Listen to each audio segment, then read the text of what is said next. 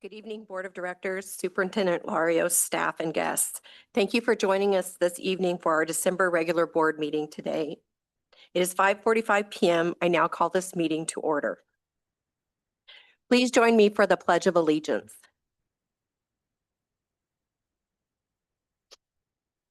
I pledge allegiance to the flag of the United States of America and to the republic for which it stands, one nation, under God, indivisible, with liberty and justice for all.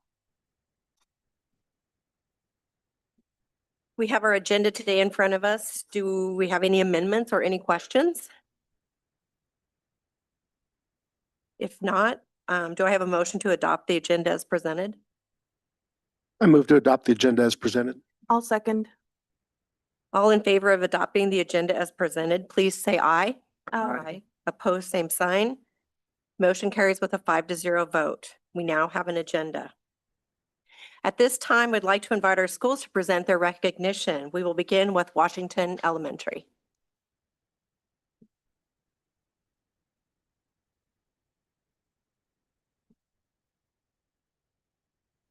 Is it on? On? Oh, okay, that's easier. So good evening, board members, Superintendent Larios, Jenny. My name is Alfredo Bellinger. I'm the principal of Washington Elementary, and we have with me Tony Ramos, our assistant principal, and he's going to be doing the recognitions for staff and family. Yeah. So the students, maybe we're going to start with students, right? Yes. So Jacqueline, Aiden, and after that, you guys can. You want to come on up to the front? Please help us by giving us a round of applause.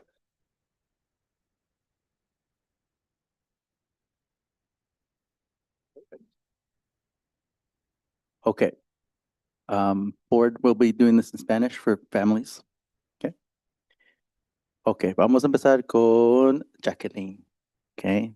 Jacqueline, estas son algunas cosas que la maestra Jacqueline dijo de ella. Es un placer tener a Jacqueline en clase. Jacqueline es una estudiante excepcional, perseverante y que siempre se esfuerza al máximo. Es responsable, organizada y amable. Aprecio mucho que tome la iniciativa de hacer preguntas cuando no entiende algo o necesita aclarar alguna tarea. Constantemente presenta trabajos de calidad y es una persona en la que puedo confiar. Encarna lo que significa ser un buen modelo a seguir con sus acciones y palabras. Estoy segura de que Jacqueline logrará grandes cosas en la vida. Palabras de tu maestra.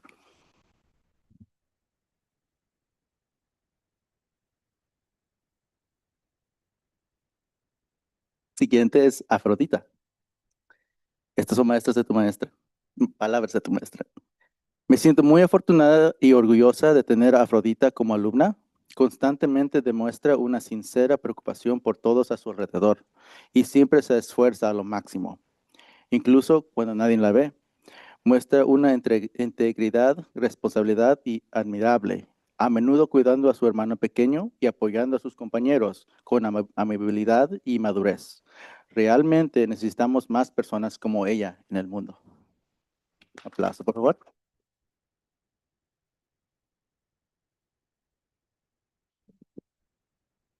Y tenemos a Aiden. Aiden es las palabras de tu maestra, ¿ok? Aiden. Aiden es un estudiante excepcional y candidato perfecto para demostrar su desempeño ejemplar. Académicamente es un estudiante dedicado a perfeccionar y producir trabajos de calidad. Lidera con ejemplo y siempre está listo para participar y completar las tareas. Es educado y empático con sus compañeros y siempre es el primero en ayudar, incluso sin no que lo pidan. No duda en compartir sus conocimientos y ayudar a los demás. Es amable y confiable por naturaleza. Me orgullece que se le reconozca y espero que continúe esforzándose y logrando todo lo que se proponga. Aiden.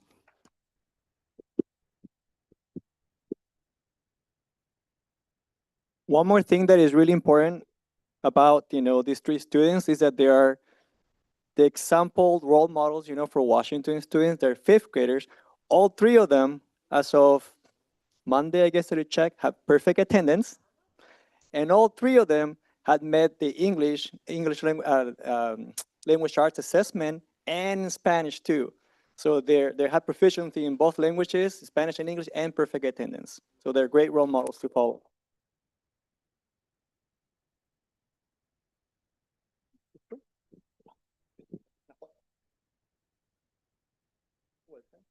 Certificado.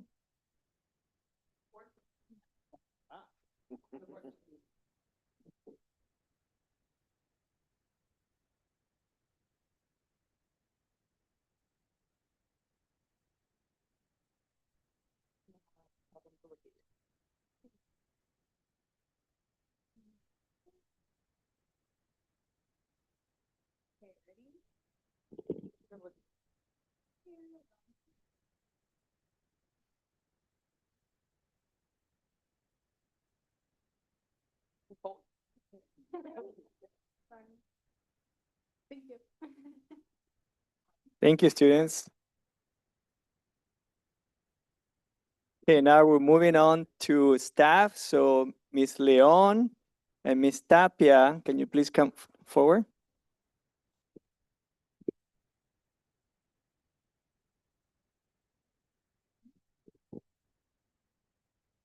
Okay.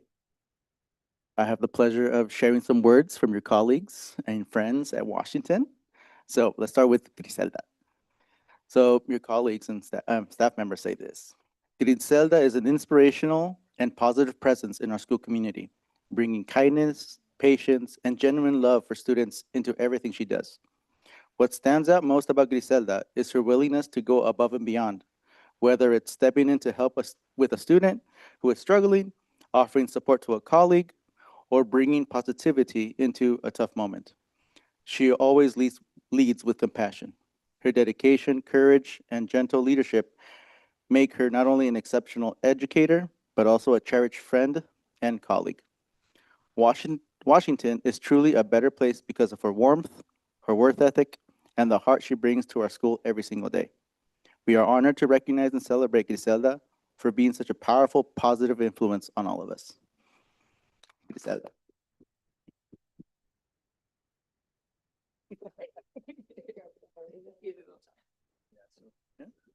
Miss Leon is one of my special teachers. She's part of the Washington's Dream Team.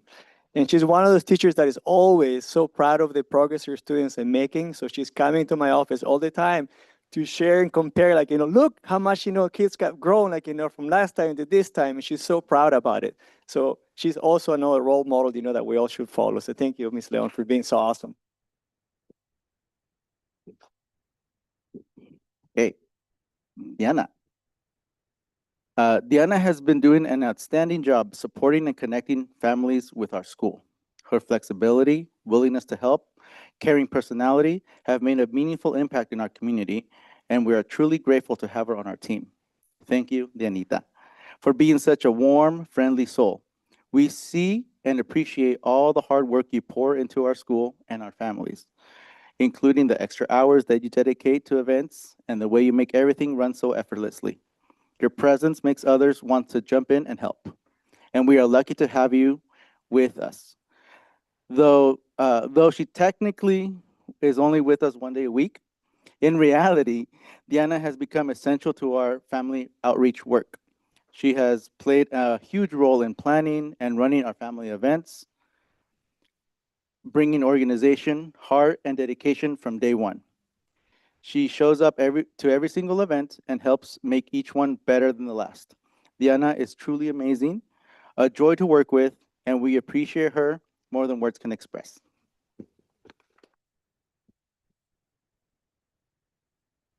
Yeah, Diana Tapia is one of those special people, that also she's not officially 100% at Washington, but I know that in her mind and soul, she's there all the time.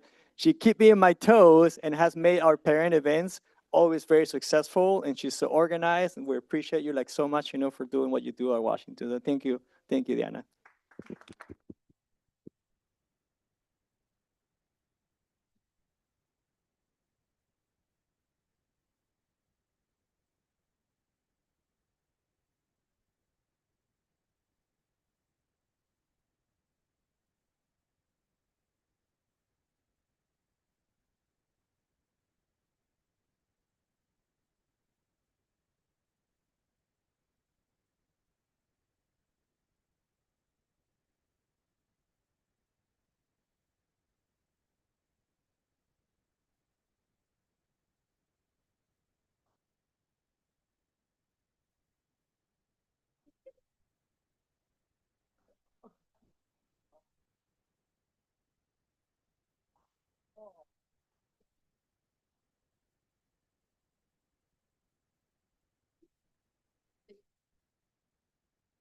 Nelly now.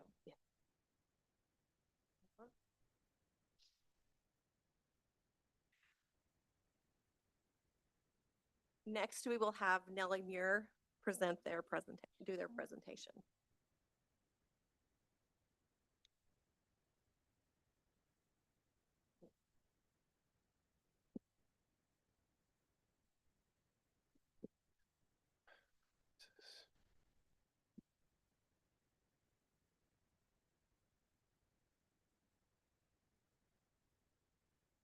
We have amazing parents at Nellie Muir, just like at all of our schools. Tonight, we get to recognize Darlene Cortez.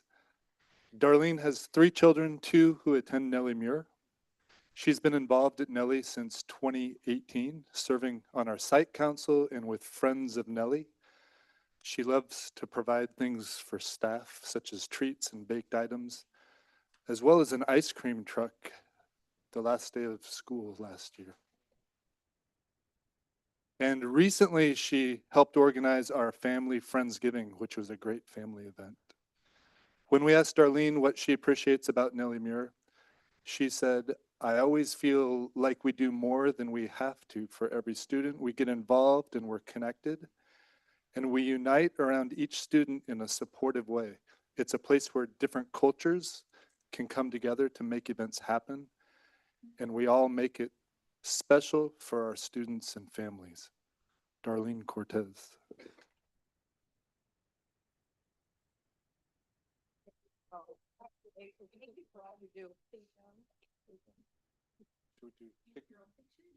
Should we do the students next? And let's wait here. Go wait here. She'll be on the spot for a little bit here. I want to invite our 3 students, the 4th graders, to come up.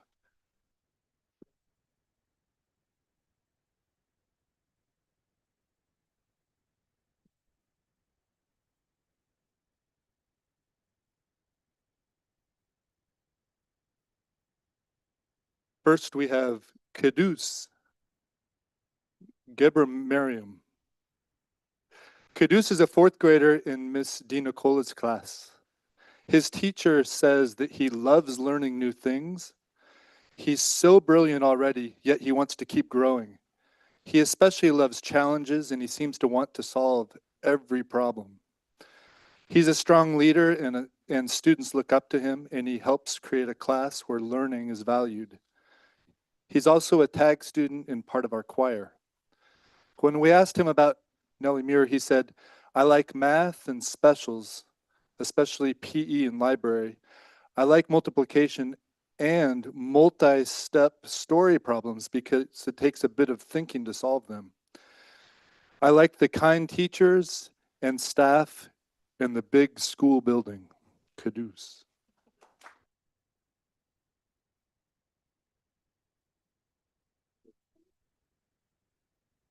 Next, we have Liana Valverde Legaspi.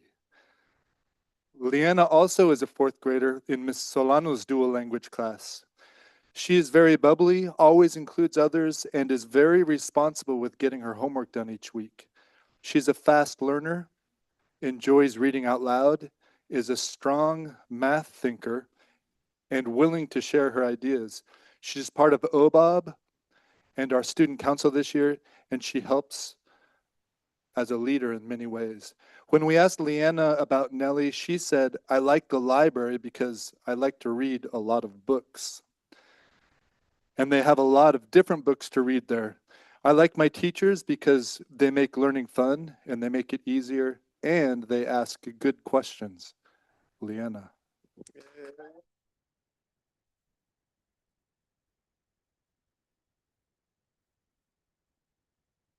Also up here, we have 4th grader Arlo Donaldson. Arlo is a 4th grader in Miss Solano's dual language class. His teacher said he's a comedian in class, always cracking jokes and raising everyone's spirit. He gets his homework done, loves reading, and is always finding extra time to read. Arlo's in OBOB this year and is part of student council. When we asked him about Nellie, he said, "I like reading, especially when I get to choose what I read. And I like that the teachers are good teachers. I also like how there's contests that classes can participate in, like the canned food drive and attendance competitions. Arlo.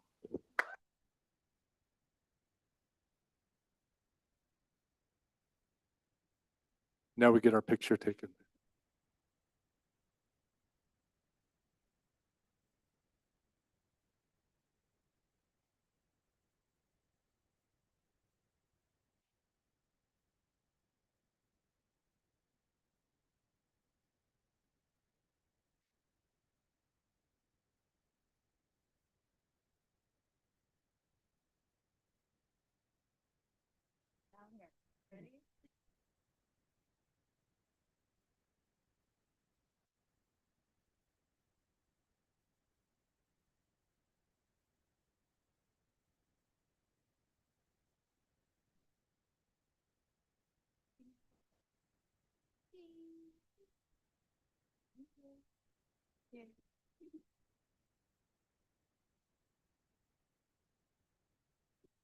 And now I have 3 teachers to invite up.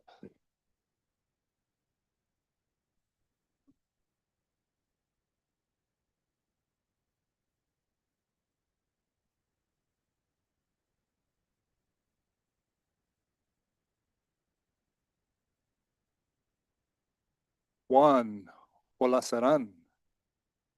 Juan teaches 5th grade at Nelly. He actually started teaching in Mexico for almost 20 years and has now spent 18 years teaching in Woodburn. He's had family members with multiple children go through his classes over the years, including 2 of his own children. Last year, his students showed tremendous growth overall and success in the math and ELA state tests, which was the result of a year of hard work each day. When we asked Juan about Nelly, he said, "This place always has something to help you grow as a person. The community has a lot of opportunities for me professionally and with families. I've been in the community for many years, and it makes me a part of the community. It's a part of my life. And what I do in the classroom is like an extension of what students can do in the community to serve their families and their peers." Juan.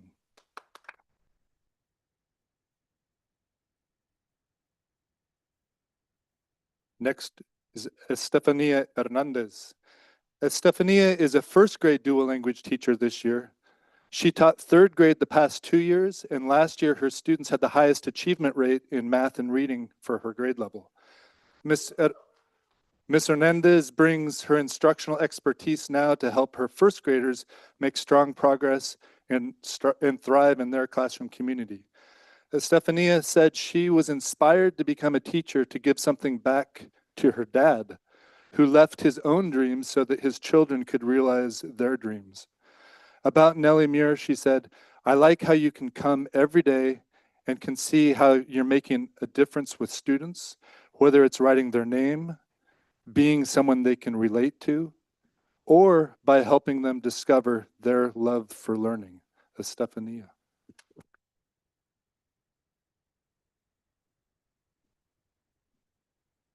And last but not least, Lisa Nicosia. Lisa is our upper elementary learning specialist serving students in the 3rd, 4th, and 5th grades who have IEPs. Last year, she was instrumental in helping the students on her caseload make strong growth with their reading and math. Lisa is really good at helping her students be successful and knows how to design learning so they grow. She said after working at different schools and districts, coming to Nelly felt like coming home in a way. It felt comfortable. The staff has been outstanding, willing to work with me on helping students who have IEPs. It feels like a family. She said that by keeping it engaging and knowing my students well, such as using academic games and designing learning that they like, I can encourage them and push them to go beyond. Ms. Nicosia.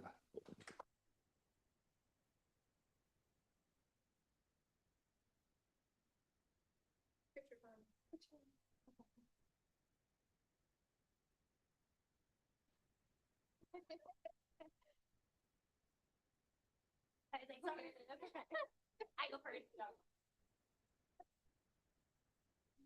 I'm like, I'm waiting for everybody to get. Maybe if we can have you put it on the other side, would that be okay? Thank you.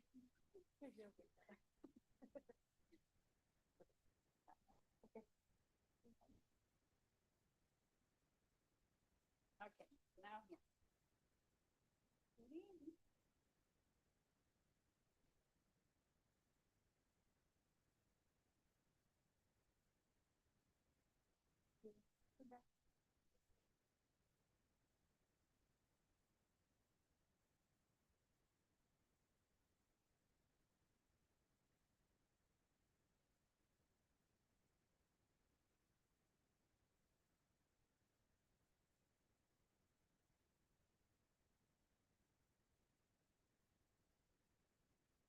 At this time, the next item of agenda is public comment. Jenny, did we receive any public comment? Not. Seeing that we did not receive any, we will move up to the next item on the agenda, which is reports. So the first is board reports, and we'll go around and each share how we are moving the district mission. Each board member will have 1 minute to share. Ryan?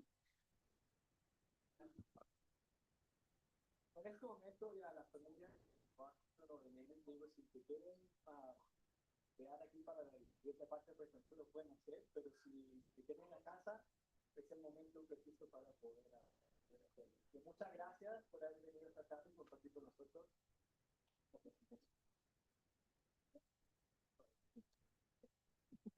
Ryan?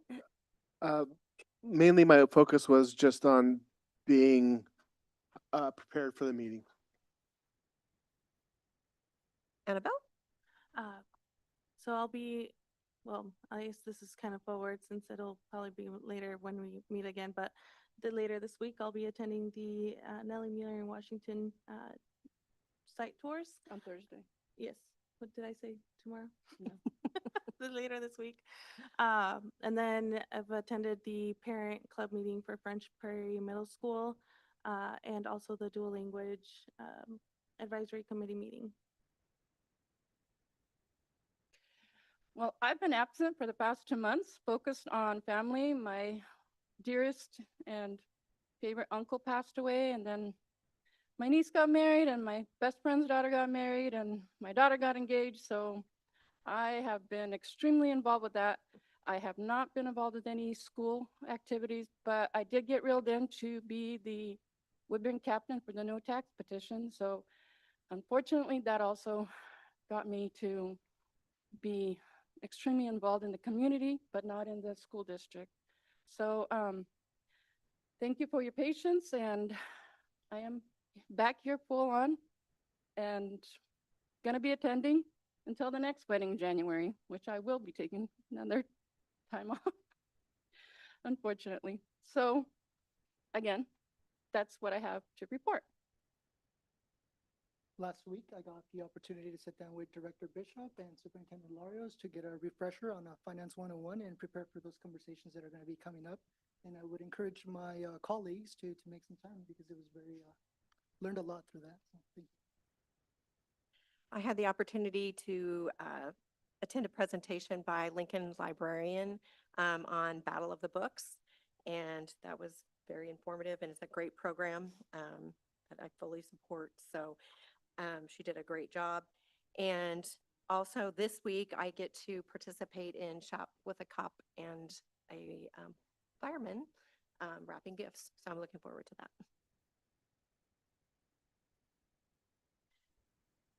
Okay. Office of this, okay, we will now move on to the Office of the Superintendent reports, which include a variety of reports this evening. Before I turn it over to Superintendent Larios, I would like to kindly ask the board to please hold your questions to the end. Thank you. Juan?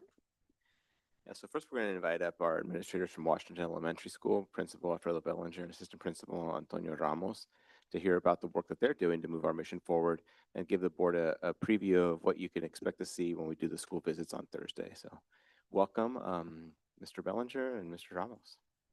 Well, thank you so much for having us here to share with you the progress and the work done by Washington staff and students this year. All right, so we're gonna start with the first report here. That's the district report card, and I just want to point out, we are starting a new assessment at the elementary and middle school, course STAR, CVMs. And it's different, than we used in the past, but as you can see there for first, second, third, we have some averages of what the students, are meeting benchmark in Spanish. And I think the average of all three is around 59%. And I want you to remember that number for a future slide. You can also see down below for fourth and fifth grade, that's a cohort percentage. Our fourth graders last year in third grade in English were not able to get, I guess, more than 5%, in the OSAS. But last year, I think, this year, they're at 10%, so there's a significant growth, there from last year to this year. Third grade is a big jump for our students at Washington. We are a fully bilingual school, so all the classes are in Spanish, and going from Spanish to English is a little bit of a challenge. But as you can see on fifth grade, so fifth grade last year in fourth grade, they met 17, almost 18% on the English language assessment. And right now they're a little bit, I think 1%, 1.3% lower at the start of the year. So they are, I think, in a pretty good place, on track to meet OSAS this year, just like they did last year. And that's just the beginning of the year. So hopefully, we're going to see some growth, between now and by the time they take it in the spring. For attendance, we ended at 73% last year. Right now, currently, it's up to date, and I'm going to share later on, we're at 77% for regular attenders. With the district, strategies that we are supervising and providing PDs, our data, I mean, this is probably an area that we need to probably grow a little bit more, although we're not too far away from, the target. I think the opportunity to respond, it's supposed to be 1 to 3. We're about 1.75 in the times, that we observe the teachers. And for the student talk, it's like 50 to 50, when we're observing student and teacher talk. So this is an area that I think we're going to continue to grow. We offer PD, and we're probably going to continue to expand on that a little more after we come back, from the break on the January PD. Next one. Oh. So we're going to talk about our two goals for Washington, and the first one is around literacy. And we want our school, so by the end of the school year, that 100% of the students that are on grade level, that they will maintain that. In every class, we'll add at least a growth of 10% or more, as we measure with this new reading assessment. I think you're probably familiar with that tier triangle, and just to clarify a little more on that, tier 1, just it's about 75-80% of the students. That's the instruction that everybody gets. And then you get about, the tier 2 is between 15 to 20%. And then tier 3 is, 5 to 10% of students. So that is probably a goal that every school should have in the nation. And that's where we're striving, to be at Washington. So I think last year when I presented, I talked about the first 3 points that we are doing some great work with MTSS and Oregon RTI. We also talked about some teacher learning walks and how they're going into child's classroom to see some high leverage teaching strategies, and about the work that is done with our kinder first grade early literacy parent nights. So because I talked about that, I'm going to focus on the other 2 that maybe I need to elaborate a little bit more, and that is the great work that we're doing with this thing called core reviews. So with this new assessment, we do this universal screenings 3 times a year. We're collecting data on every single student. We're analyzing it. We're looking at it. Teachers are coming out with goals that they are going to be focusing for that quarter, and they are using times during our PLCs to develop these plans and to maybe add to the lessons, to make sure that we're able to show growth in some specific, skills.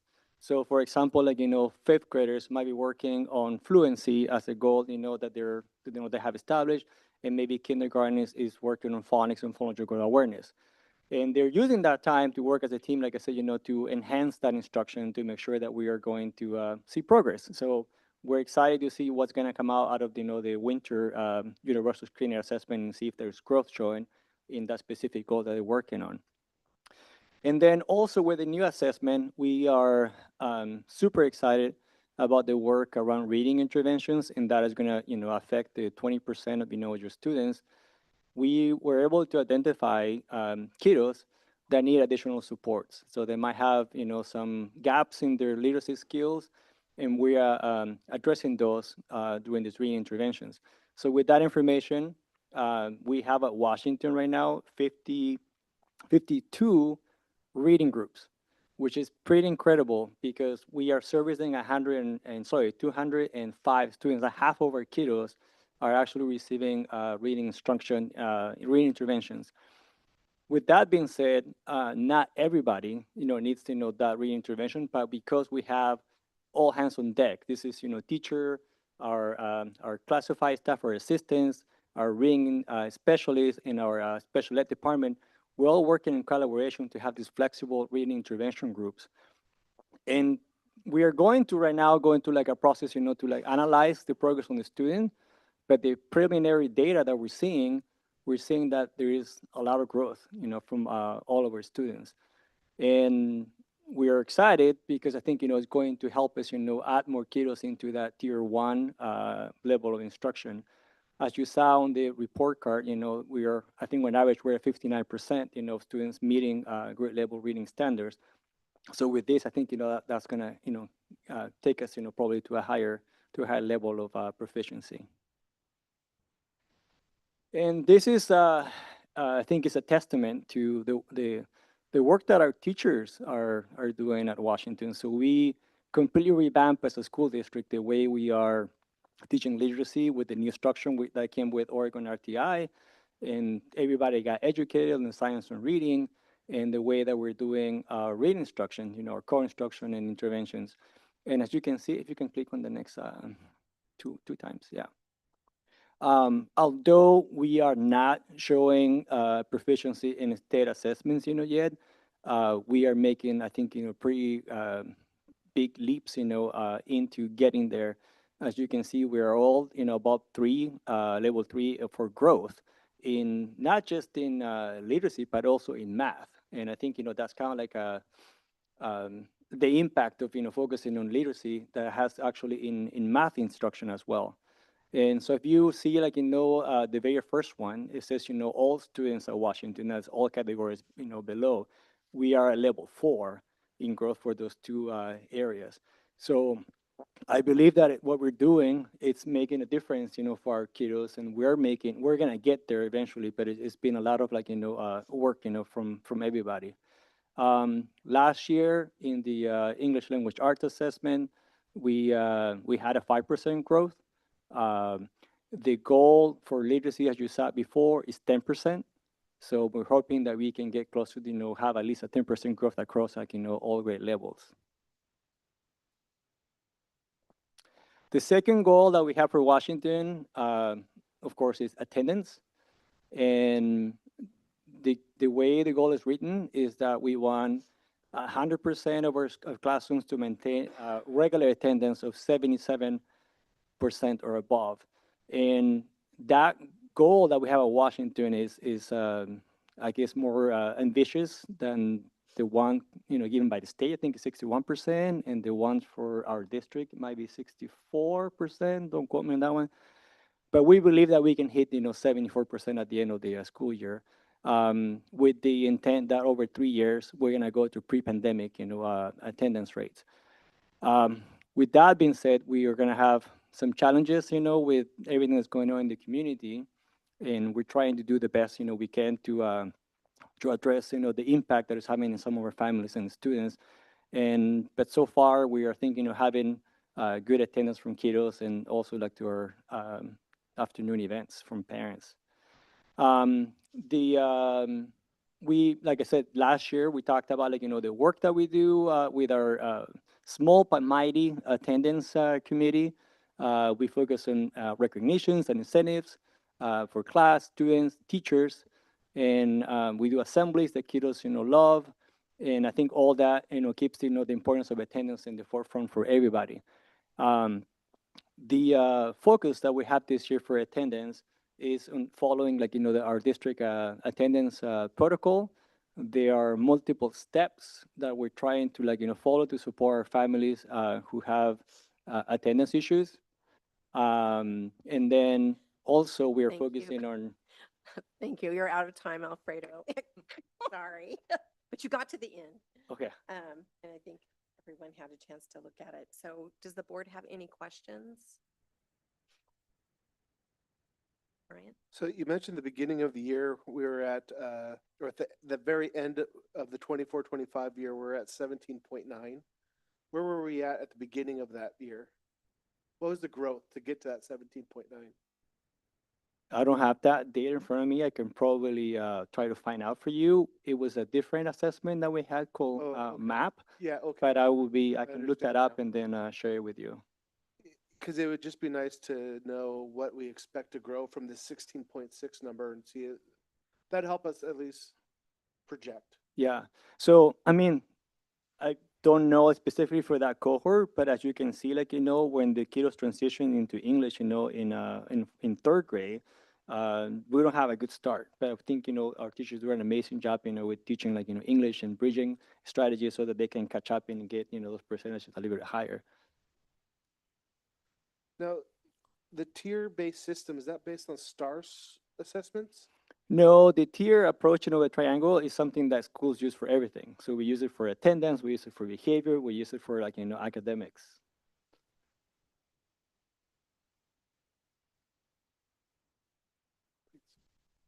Anybody else? You mentioned preliminary data is showing pretty good as far as where you're at. Where are you getting that preliminary data from? I can tell today. For the reading intervention, or so on next week on Tuesday, we're going to do like a core review for our reading interventions to see if the interventions that we're doing are being successful and the kiddos are making progress. With a new assessment called STAR, they have this progress monitoring tool, which is amazing because we're progress monitoring all the kiddos every 2 weeks. Every 2 weeks, they get an assessment, and we're measuring if what we're doing is working or not. Thank you. Just curious, why the switch between the different testing from last year to this year? I think it's kind of like Coke and Pepsi. They're two different products, but similar. But this one, I think, had more tools for Spanish speaking, more bilingual tools. They have also it's also given in math as well too. But our focus is in. But Mrs., you want to? Yeah, we found that the previous assessment that we were using didn't provide the diagnostic level of data that we needed to really be able to drill in, provide that tiered intervention, that really specific intervention. So this assessment provides us that for us, and it allows us to then align elementary through secondary as well. So it's similar to what's being used in the middle schools. Yeah, teacher can create goals, more instructional goals with the new data that we have from this assessment. I do have a question. Why is there no English data? Have you not tested them? There's just the Spanish Yeah. percentages. I think this was the first round of assessments for students, and it was a new assessment. I think in winter time we will give them the English assessment. It's just that it's a lot of assessment, and it was something that we're doing new. So we're just kind of trying to tread carefully with that new assessment. Will you share that with us when you get that? Oh yeah, yeah. Thank you. Any other questions? Well, thank you so much. We appreciate you presenting to us. Good job. Congratulations you. on having your attendance at such a high Yes. percentage. Yes, we're at 77. We're gonna try to hold it there. Yeah, for that closing the gap growth being made in literacy. Yes, definitely. Okay, next we will have Nellie Muir Elementary.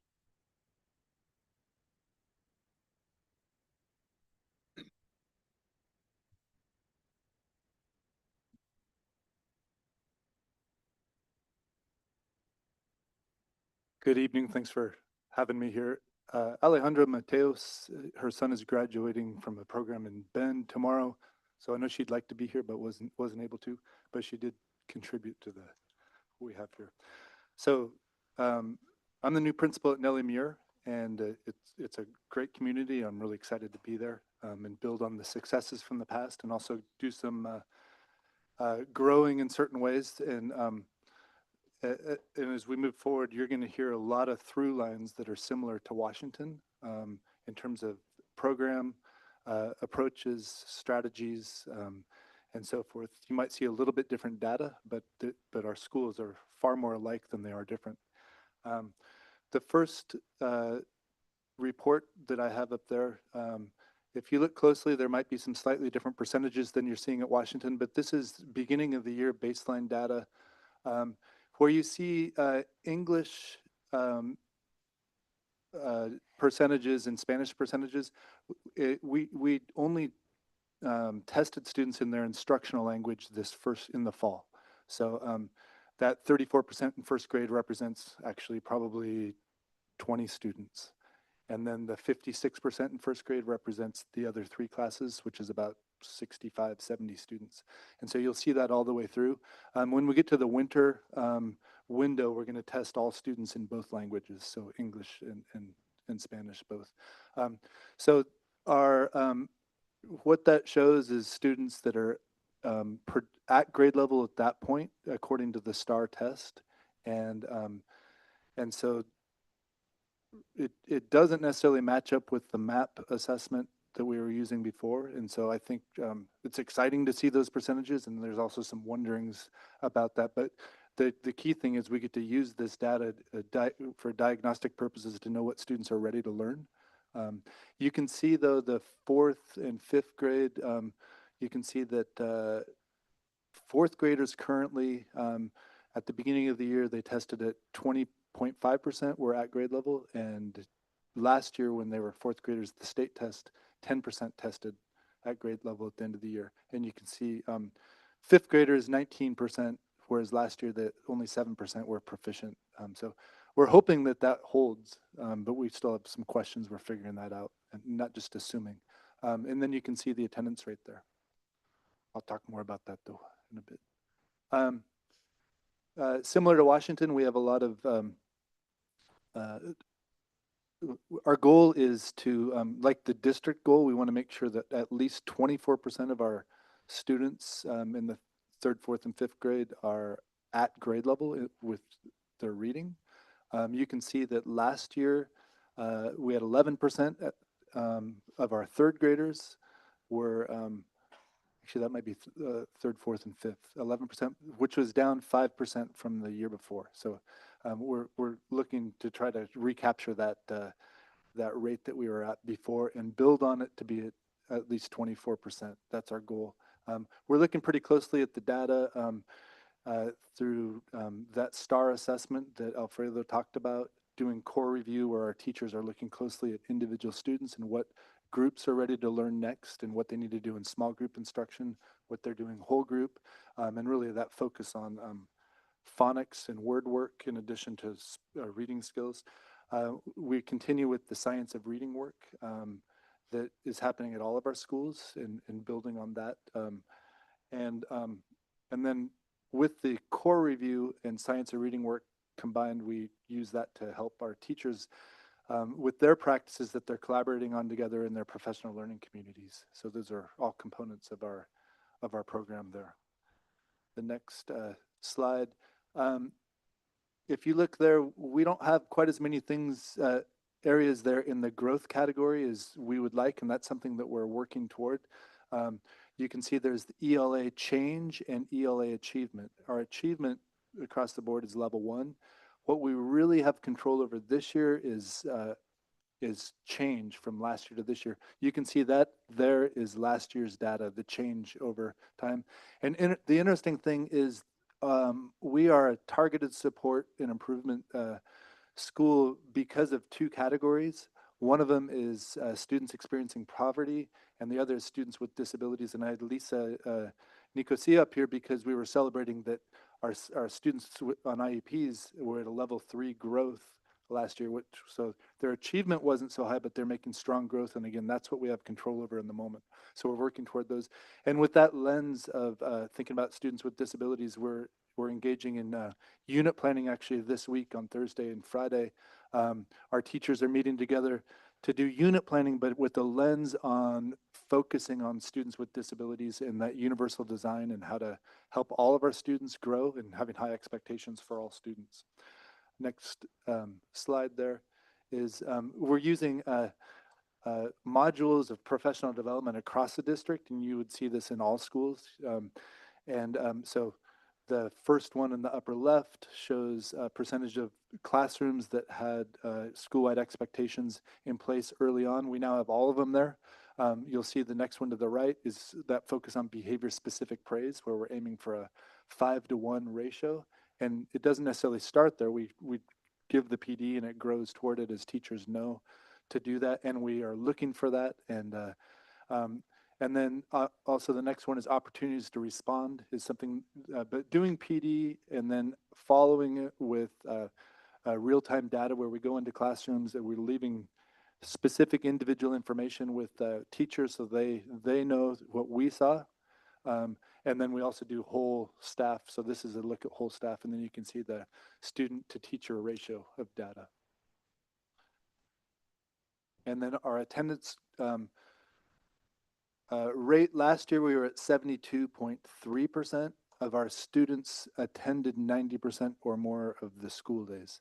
And so this is a changing number for us throughout the year, and we watch it really closely. But our goal is to end the year with at least 75% of our students at 90% attendance or higher. And we were feeling pretty good for a while because we had like 79, 80% of our students were there in that category.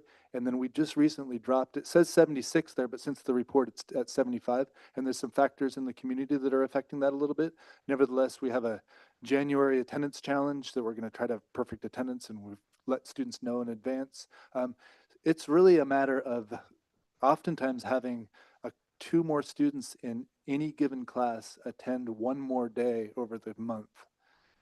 There's not, like we were looking at the kindergarten data, and we have like 5 students that are more than 10 absences so far this year, but we have about 15 students that are 6, 7, or 8 absences, and just a little push can get them back into that under 90% or more category. So we're really focused on that with attendance incentives, monthly incentives, assemblies, goal setting with families like at conferences and so forth. And then last, we are communicating regularly with our whole community, with families. You probably get the newsletter that we send out. It includes attendance rate, which is different from percentage of students that have regular attendance. We're sending that out, a newsletter out in English and Spanish, just trying to make sure everybody has insight into what is going on at our school. It doesn't show everything, but we really try to capture with pictures, descriptions, and get a sense to, because we have some wonderful things, amazing people, as you saw, we're here this evening going on at Nellie Muir, and it's just really fun to celebrate that. And whether it's Rosa Floyd leading, having her group perform at an assembly, or having all kinds of things where we get to recognize what we're doing. So anyway, I hope you enjoyed that, so you can get insights, and we're looking forward to having you come visit anybody that can make it on Thursday afternoon. So I didn't hear the buzzer. Well, I have more time. Okay. Does anyone have any questions? Can you help me understand what an opportunity to respond is? What fits under that category? What is that? Yeah, so I was in a first grade classroom today observing, and we have a teacher that she didn't just talk the whole time, but it was an ELD lesson, and she did a lot of instruction where she was doing direct instruction, but by asking student questions, by having students repeat, by having students turn and talk to their partners, every time that you provide an opportunity for students to respond and interact, Thank you. It increases their engagement, and the data shows that, or the research shows that it increases their learning. So we're trying to maximize that. Understood. Thank you. And in the dual language district, it's so important for students to be able to have time to be able to communicate in the target language. You have 24% that are chronically absent. What grade level is that mainly specifically affect? Or is that just throughout? Well, good question. So our fifth graders have 81% of their students, of our students are regular attenders. Fourth grade is 79%. Third grade is like 78%. And then if kindergarten is our grade, that's 63%. And we're actually meeting with kindergarten team tomorrow to brainstorm with them. They've had a little bit of hand, foot, and mouth going through. They've had, sometimes it's a little push to get kindergartners attending as regularly, but we're going to be brainstorming and figuring that out. But that's the group that we're focused on, and we'll take some of those strategies, scale that up, because our first grade group, I believe, is at like 68, 69. So identifying who the individual students are, who the specific grade levels are, and communicating with families, having some ways to encourage students to be there. But having that micro data really, really helps. But that's what you would see if you did a drill down in the data. So basically, the kindergartners are the most chronically absent. So far this year, yeah. And when we meet tomorrow, we're going to talk about how they'll become the attendance at the highest rate. So there's different things though that can affect that. And but that's the area that's the group that we're trying to really work on and increase their attendance, see what the barriers are. And our teachers, when we meet, the counselor and I, when we meet with them tomorrow, we'll try to figure that out together.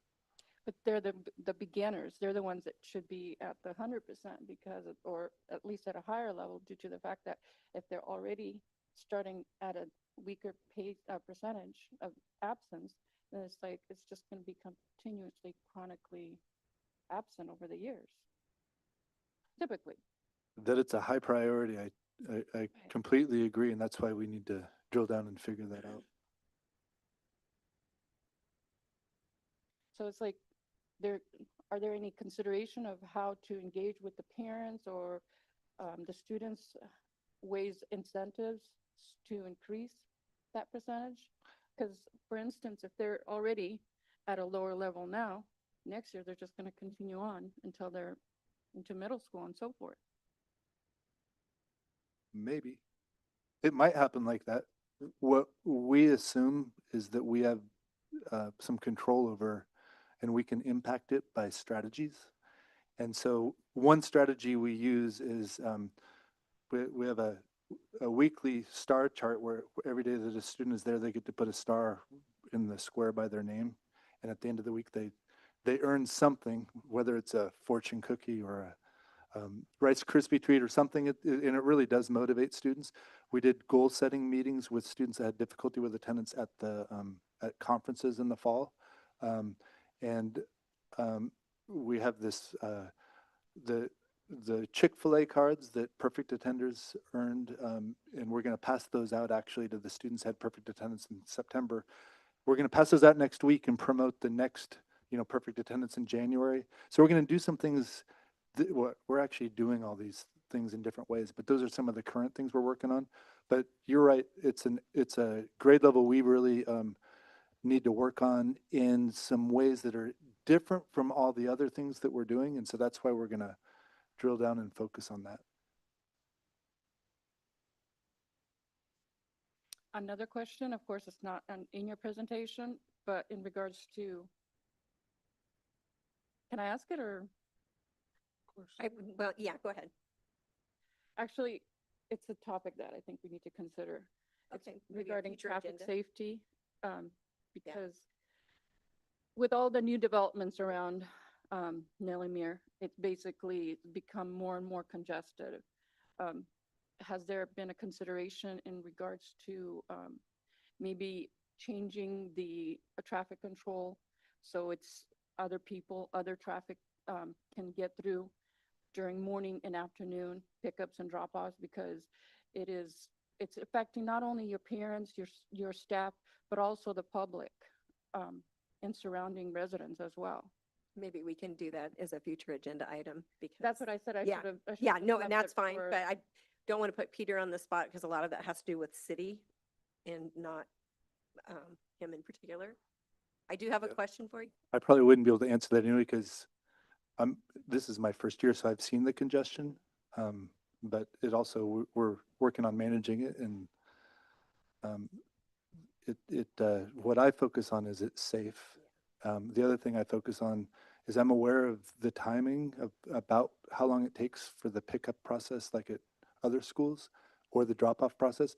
And I know Nellie Muir is really efficient in similar ways to those schools. Are there ways that it could become more efficient and perhaps safer? That sounds like a good thing for a study. So my question is on the, your first table, your priority goals and your testing results. The fourth grade final, 10.1, and the beginning of the year, 20.5, are those the same kids, or are those last year's fourth graders to this year's fourth graders?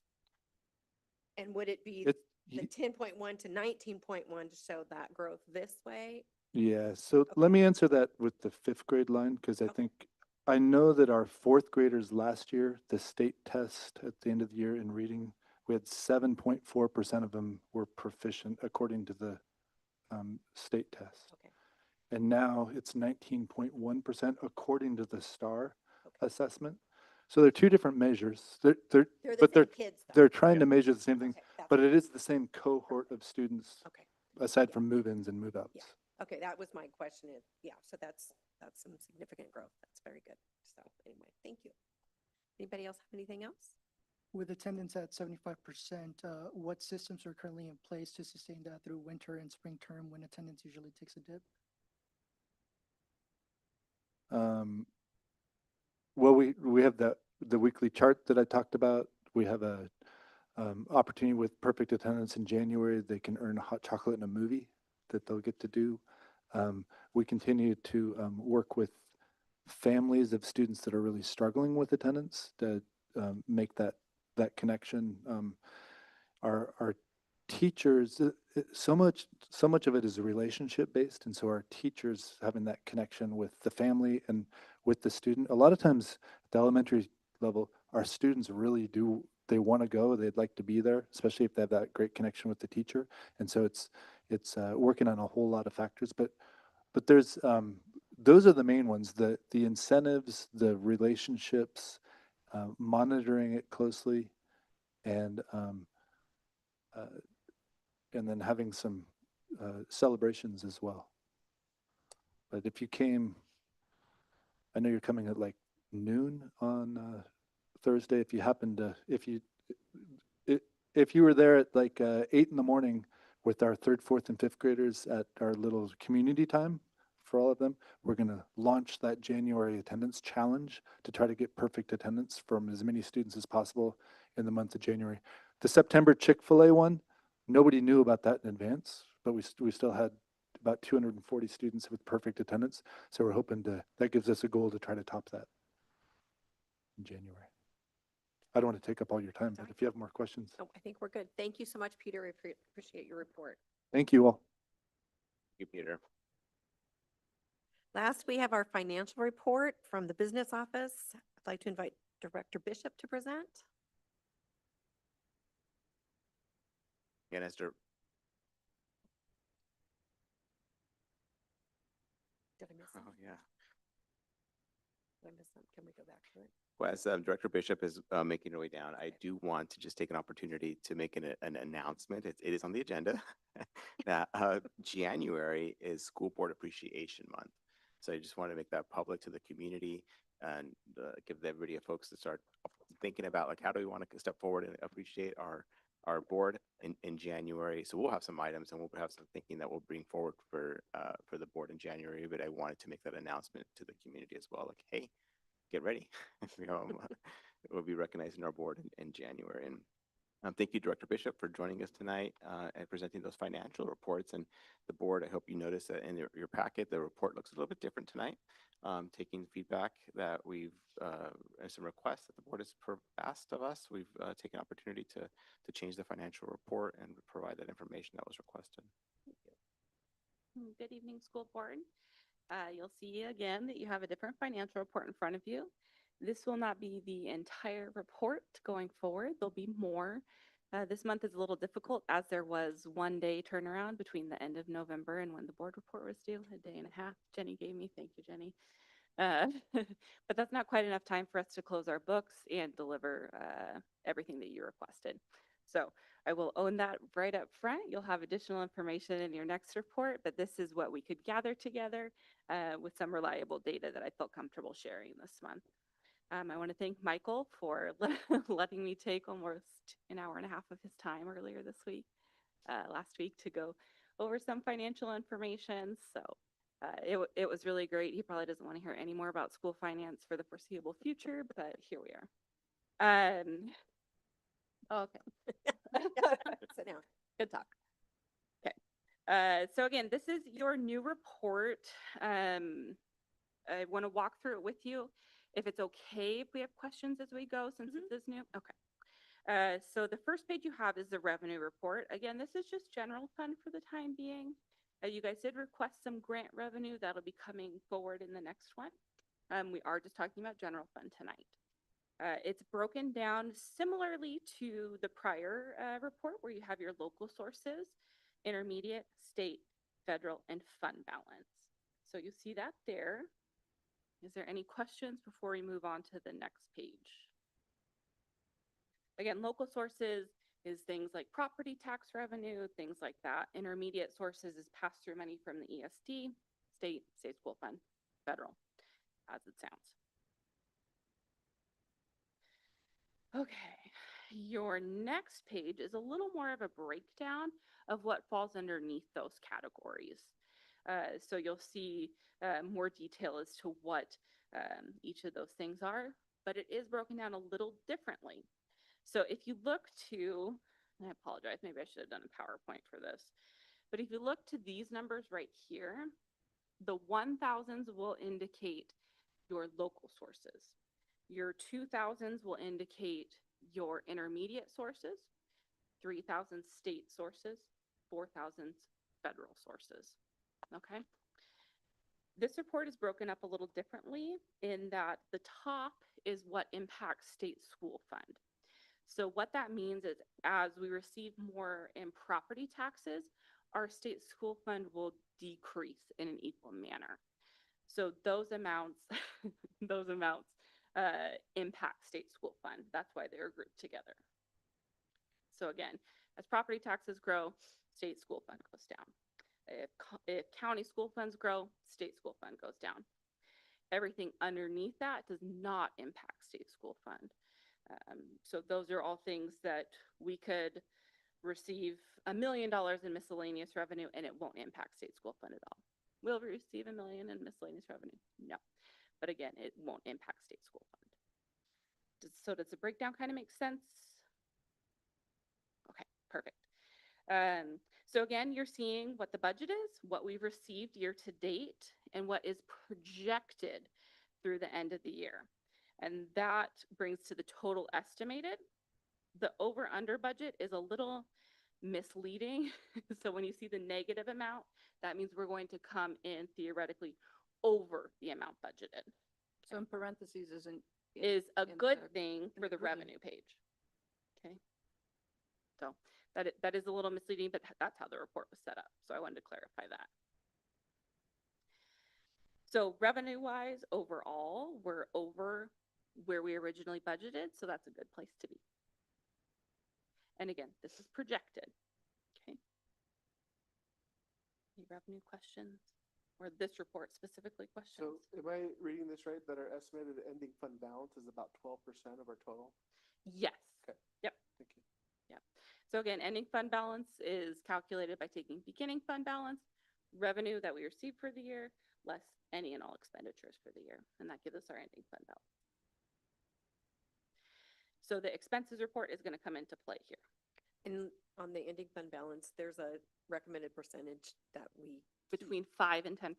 Yes. And I will say our board policy is between 5 and 10%. Like GFOA, for example, recommends, which is the Government Finance Officers Accountability Association, they recommend 17%. So yes, while we have a board policy, that's what we adhere to, but there's other recommendations. Thank you. Okay. All right, expenses now. Okay, so the next thing you're seeing, again, we're still in general fund. This is all general fund, is the expense breakdown. It looks like it's summarized really neatly and nicely. There's a lot of detail that goes in under this. You have instruction, which is 1,000 functions, support services which is 2,000, and enterprise and community services, which is 3,000, and then transfers, which is 5,200. So we have it just broken down really simply on that first page. Again, we have our budget, and then the next column is projected and actuals. So again, this isn't the amount that has been expended so far. This is what we're projecting to spend through the remainder of the year. Yes, sir. Can you help me understand what line item a homeschool contact would come from? A homeschool contact would come from a 2,000 function. Their function, I believe, 2112. Attendance services? Mhm. Thank you. Yep. Okay. So if we flip to the next page, you're going to see the breakdown of what falls underneath each of those higher function levels. So we have our budget in the first column, our actual year-to-date expenditures. Then we have what is projected to be spent through the remainder of the year, which gets to our total estimated. So right now, if you see something in the parentheses, that means we're over budget in that area. Right now, we're not projecting to be over budget in an area. So everything is positive. So again, that's converse of the revenue side. So please don't let that scare you. Those pieces scare you. Then we have the committed, and then you have the prior year to reference. So again, this is a little different than what you're used to seeing. Your prior report was the expenditures plus the amount encumbered, which means the amount set aside for future expenditures. What you have now is what's actually been expensed, which is the same as before, plus what we're projecting to spend. So these amounts may or may not have actually been encumbered by the district at this point.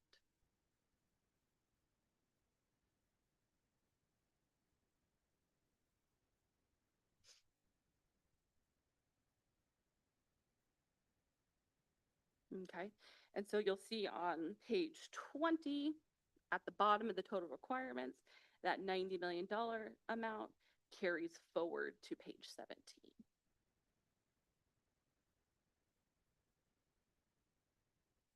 So all these reports kind of tie together.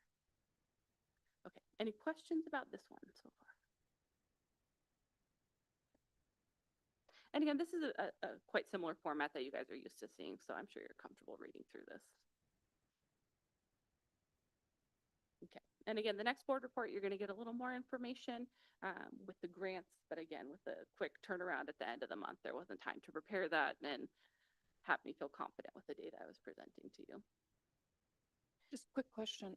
Which category? I know you mentioned this before, and I'm sure we have it in the notes, but the Spanish program teachers and the Russian program teachers, which instruction does that fall under? So the classroom teachers at elementary level would fall under function 1111 and 1291. But that is every elementary teacher would fall under 1111 or 1291. Every middle school teacher would either be 1121 or 1291. Every high school teacher, 1131 or 1291. So it's really hard to discern what a particular program would cost. We'd have to go drill even deeper to each individual staff member.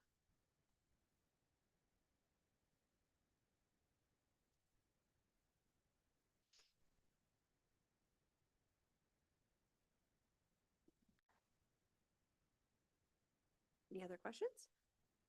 All right, thank you, Sarah. You're welcome. We appreciate that. Yep. Thank you, Sarah. And we appreciate your work on getting those reports. Yeah, no problem. Will be the one who starts. Thank you, Sarah. I've been clapping all night. I forgot now. We have, Next on the agenda, we have board action items.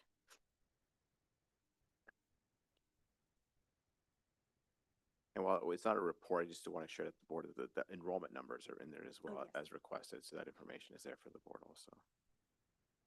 Thank you. And they're down from last year.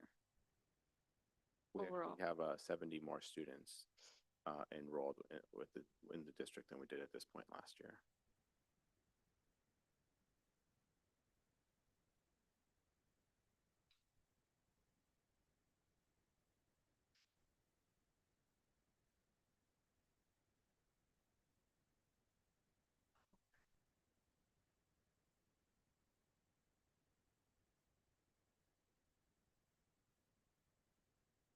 Okay.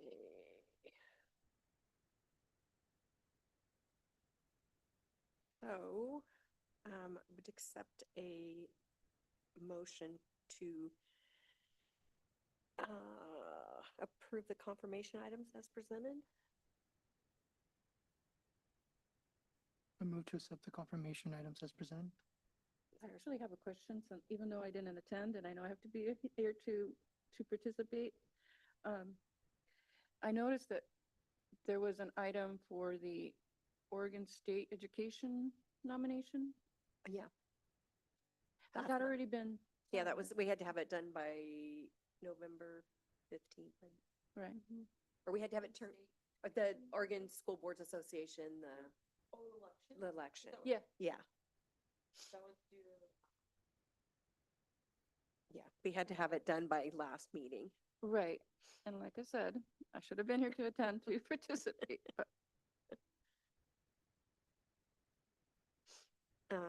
Did we get a second on the confirmation items? I'll second. I second. Oh. It's been moved and seconded to accept the confirmation items as presented. Any discussion? All those in favor say aye. Aye. Aye. All those opposed, same sign. Motion carries 5-0. So new business tonight, we have the Student Investment Account Grant Agreement presented by Director Bishop. Sarah's making her way back up.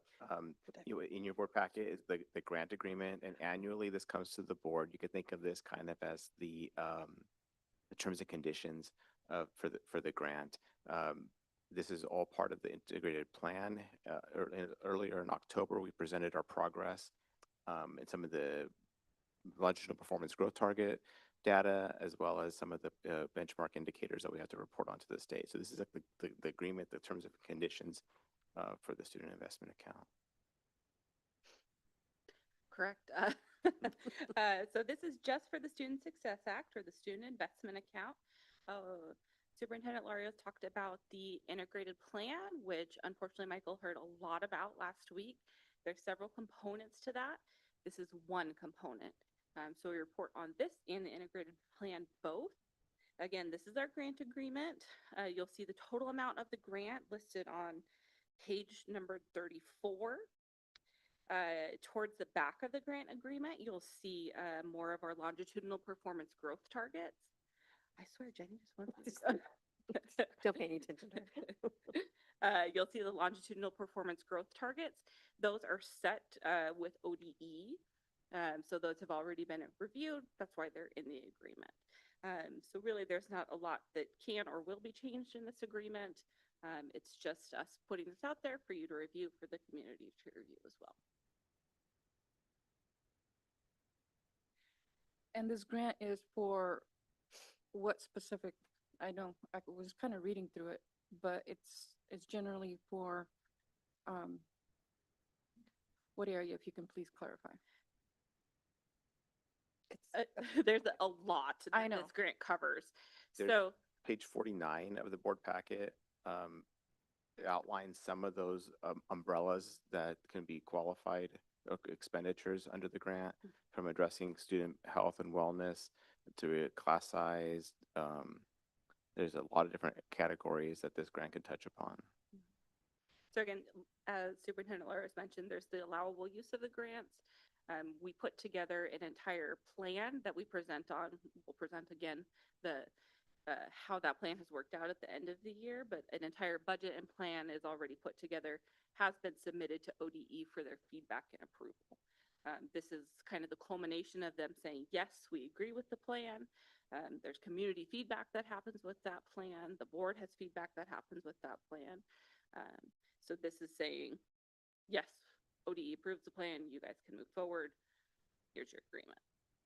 And I could follow up with the board with those, all those they are posted on our website, but I'll Yes. follow up to make sure that you have all the full budget of the grant for you. Thank you.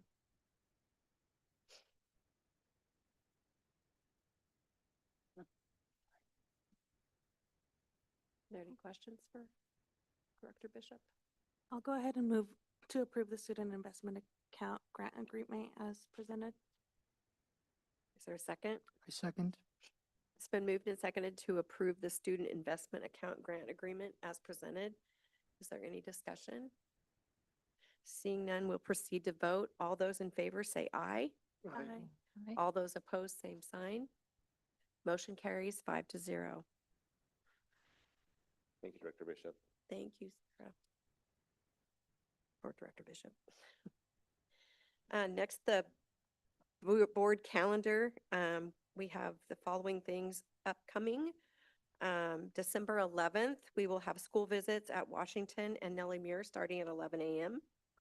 On January 13th, we will have a work session at 5:45 p.m. And on January 27th, we will have our regular meeting at 5:45.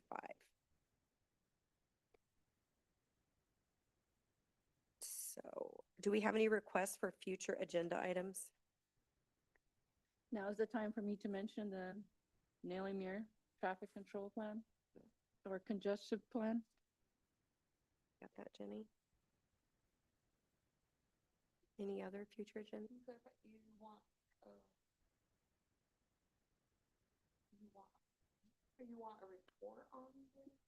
Not a report. Basically, because it is a traffic safety issue, I feel like we need to address it just for the safety of our students and safety of public as well. Because I myself have been caught up in that. And it was scarcely, I almost hit somebody, and then the parents almost, who were trying to safely venture into the parking lot. It just seems like there needs to be a more safer traffic control plan set and enforced for pickups and drop-offs.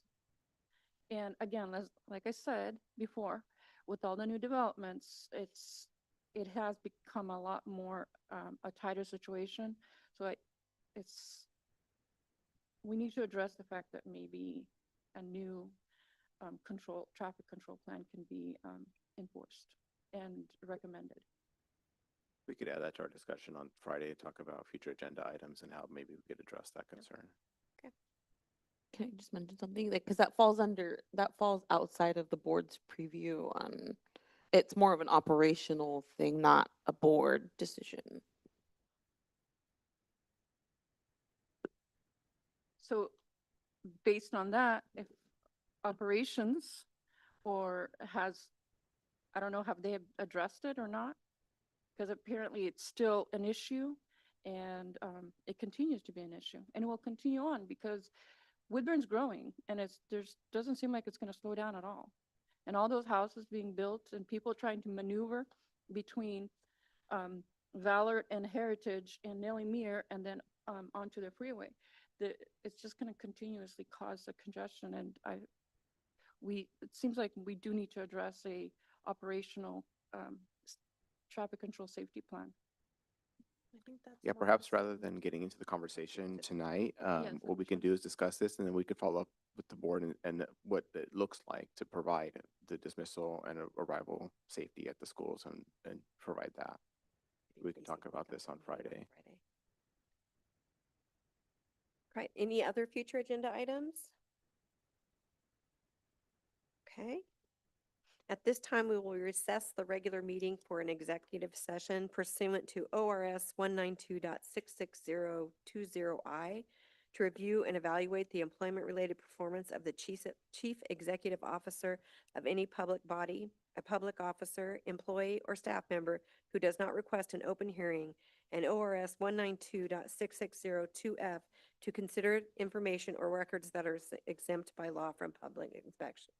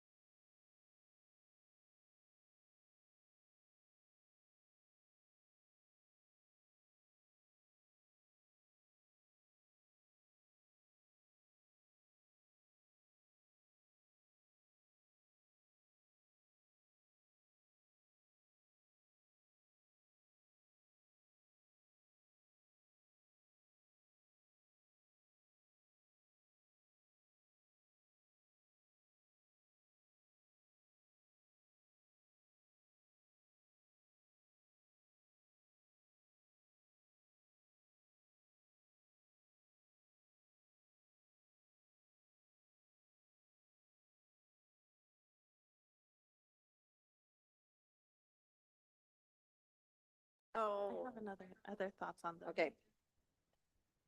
certificate. I have other thoughts there.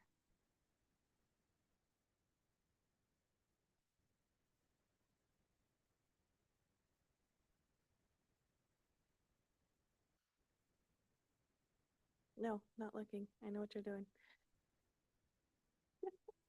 I thought I was gonna sneeze. Okay. So that sounded like I don't want to sneeze out in the air. That's not good. Did one leave? Probably, right? Time to build up your immune booster. So, when I ask for the motion on the, what is it, the superintendent's complaint, is that? It just, Yeah, I mean, like, Just- because I have to say, you know, like, board, I'd now entertain a motion. just call out the, Don't you have to say the OR? yes, that, For consideration, yes, that. information or records that exempt. Well, No, not for that this, we're one. going back into regular session. All right. Yes.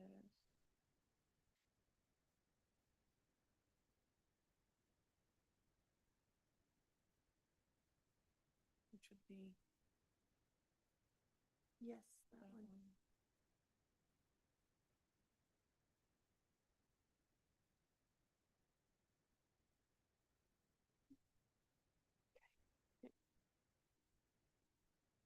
There's still people out there?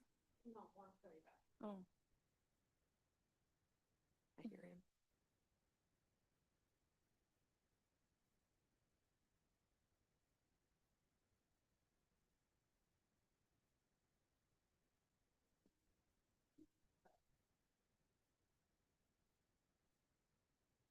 Oh, no, wait a minute. Just kidding. We ready? I now call the regular meeting back to order. I would now entertain a motion for our decision on the level 3 grievance. I move to uphold the superintendent decision on a level 3 grievance as discussed in executive session. Is there a second? A second. It's been moved and seconded to uphold the superintendent's decision on the level 3 grievance as discussed in executive session. All those in favor say aye. Aye. All those Aye. opposed, same sign. Motion carries 5-0. I would now entertain a motion about our other executive session item.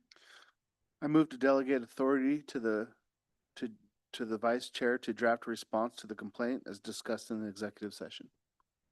Is I'll there a second? I'll second. It's been moved and seconded to delegate the authority to the vice chair to draft a response to the complaint discussed in executive session. All those in favor say aye. Aye. Aye. Aye. All those opposed, same sign. Motion carries 5-0. Thank you, everyone, for your time this evening. With no other agenda items, I now move to adjourn the meeting